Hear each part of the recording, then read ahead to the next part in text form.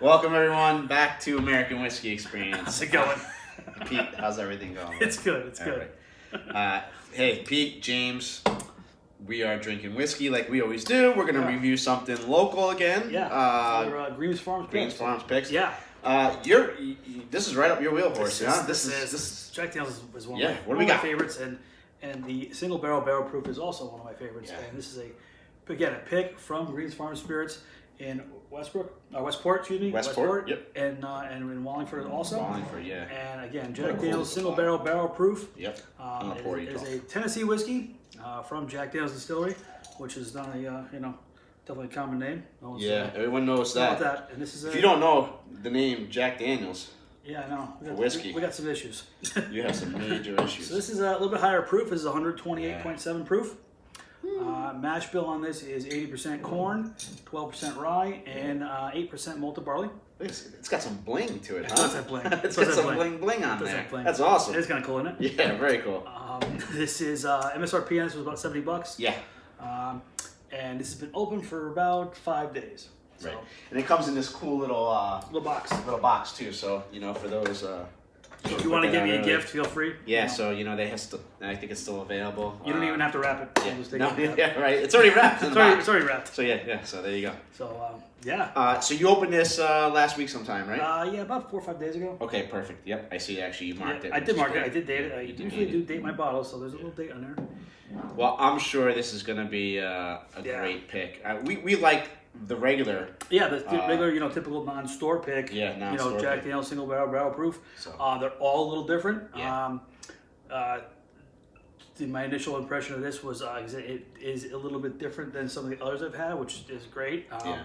So and the proof, this one compared to some of the other ones that we've had for proof wise, they're the same range. Yeah, they're anywhere from like that 120 to 130 ish. Right. I think the highest I seen was about 132 or something like that. Yep. Someone mentioned to me recently. So, hey, But, I think first of all the bottle's really cool. Yeah. I love how they do their single barrel selects.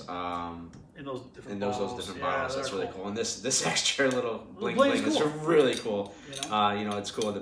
The back of it's got a barrel, so that's pretty cool. That is kind of something to save. Definitely save. Classy looking bottle. Yeah, I would save this bottle when I'm done with it, and maybe put some corn in it. There you go. To make it. So put it as a little decoration art on a bar or something like that. That'd be pretty cool. Nice. The color on this thing is awesome. Yeah, too. there's not an age statement, and again, not knowing exactly how old that is, but that's just a nice dark color. That's a great color. I wish all my whiskey looked like this. Right? Honestly, I love a dark color. And it doesn't always. It's always indicative of flavor, but you think it's darker, you think it's richer, you think you do. Yeah, you think you're gonna get more out of it. Absolutely. So, I mean, in most of the cases that's correct, but in some cases it's not. But still, that's a great color on there. That's They're kind of a darker amber. I'm going, I'm dark amber. I keep using the word mahogany. You like mahogany? It's my new thing. It's mahogany. It's mahogany.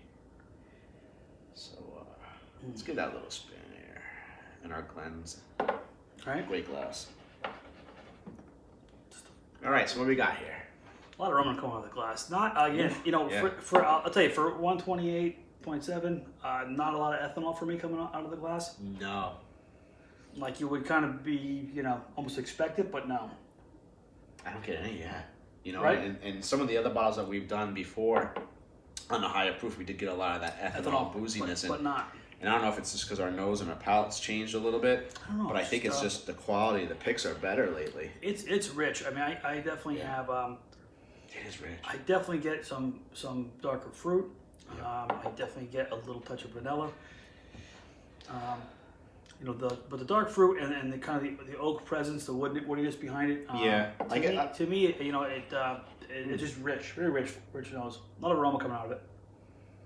Yeah, I can see the dark fruit type thing there. To me, it's probably more like golden delicious apple. It's more appley, muted. I see the apple in there too. When we were talking to them, they were going to get some plum out of there. For me, I'm not. Yeah, I mean, I can see both actually. I can see a little bit of the dark fruit plum to that. It's sweet. A little bit of apple, and it's not a sweet plum for me. It's more that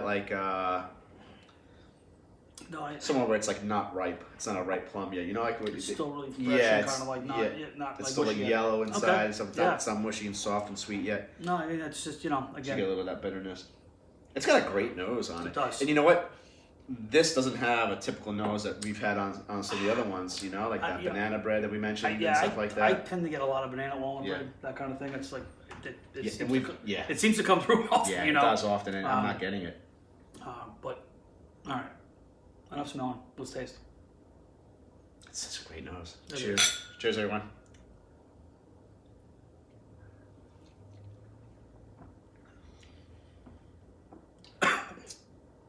Too strong for you? That's the first. Yeah, geez, we're gonna drink this whole bottle. Wrong pipe. That's it. Wrong pipe. Wow.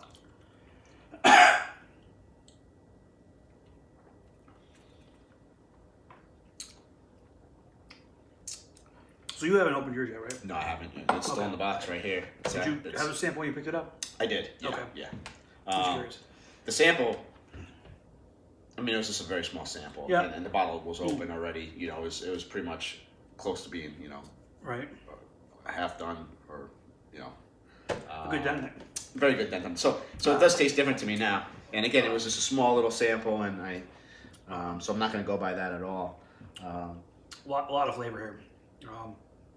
Up front for me, that vanilla is there, almost like Charleston Chew. Ooh, Charleston. You know, the inside of the Charleston Chew. I get the vanilla. I get a little hint of chocolate.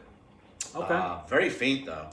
Like that earthiness, like the coffee kind of thing, or more. That's what I'm trying to figure out, if it's really an earthiness or like a coffee or a chocolate thing. It's somewhere in between there. It's almost like it's very faint, but I just caught it at the end. No, I think that vanilla is kind of present for me. That fruit for me kind of tapered off a little bit. Yeah. Replaced definitely by some oak presence. Again, but not a lot of the quality that I've gotten out of other single barrels. Yeah, I thought maybe I'd get some of that banana bread on the palate. No, but there is definitely some oak tannins. You know, the kind of the flavors that was even like walnut. I get a little bit of that. It's a little drier. Those tannins kind of bring out the dryness. I think it's a drier whiskey for sure. This one's a little more drier than some of the other ones I've had in the past. Really? Actually, yeah.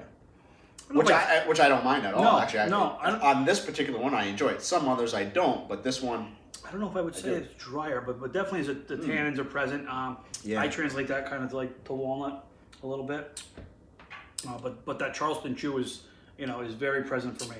Yeah. Like that vanilla, a touch of other fruit that are kind of hiding in there. I really can't pick it out, but not the apple that I got on the nose.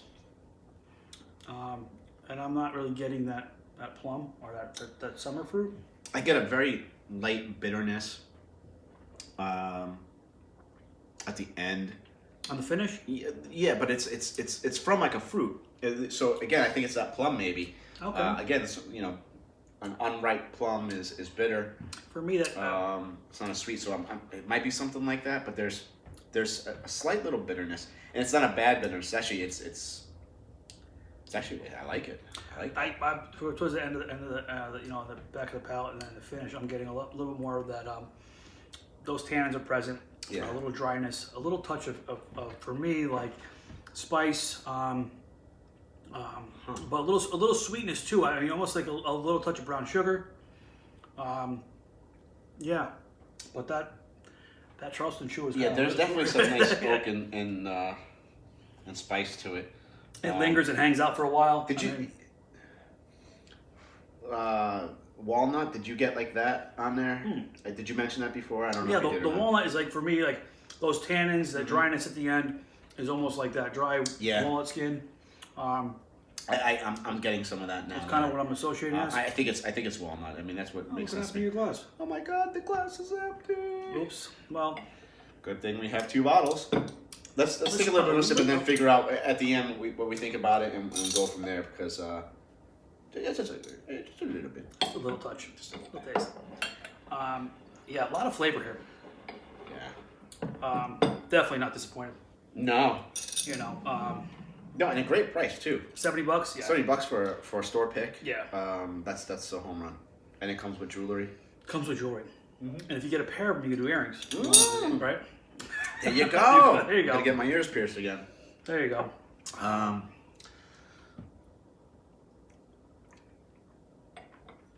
Yeah, this is good. There. What is that? Hold on. What's that, palate?